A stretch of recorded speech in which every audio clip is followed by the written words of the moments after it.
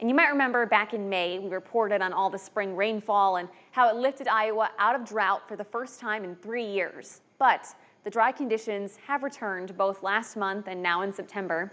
So joining us now with a clearer picture of the status of Iowa's dry conditions is the state's DNR Hydrology Resources Coordinator, Tim Hall. Tim, thank you so much for being here with us. I wanted to start with some context here. So can you tell us how much rainfall did Iowa see in August and September? Sure. Thanks for having me on. In the month of August, the state was about an inch short of rainfall. We had about 3 inches of rain in August.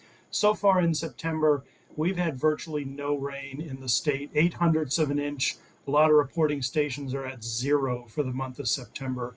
So August and September together, right now we're running close to 3 inches behind for those 2 months. The only thing that saved us is the fact that the 12 months leading up to August were quite a bit wetter than normal. So that was good, but things have turned very dry here recently. Yeah, very dry really quickly too. I mean, like I said, back in May, we were celebrating. So what parts of the state have you seen undergo the biggest change in dryness levels since this spring? Really, for the most part, the drought that we had for the last 4 years was pretty evenly distributed across the entire state. So the recovery that we've seen has been pretty well distributed across the state as well. We had, up until the month of September, we had no dryness or drought in the state anywhere. So the recovery has been pretty widespread and pretty universal across the state. So what does all of this mean? I mean, are there any parts of the state that are tipping back, maybe not into drought levels right now, but close to it? Well, we did see just this morning the U.S. Drought Monitor folks out of Lincoln introduce some D1 moderate drought, small amounts into the state of Iowa. The entire state is now rated as abnormally dry. So we're sort of sliding back into those dry conditions.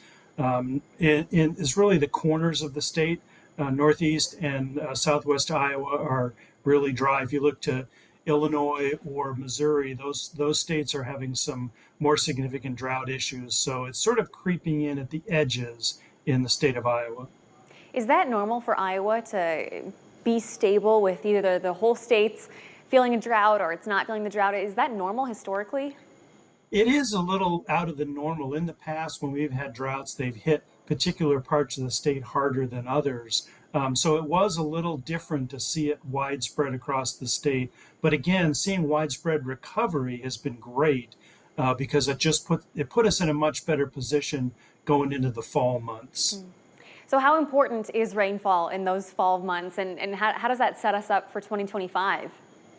Absolutely. The rain we get in the fall is really important.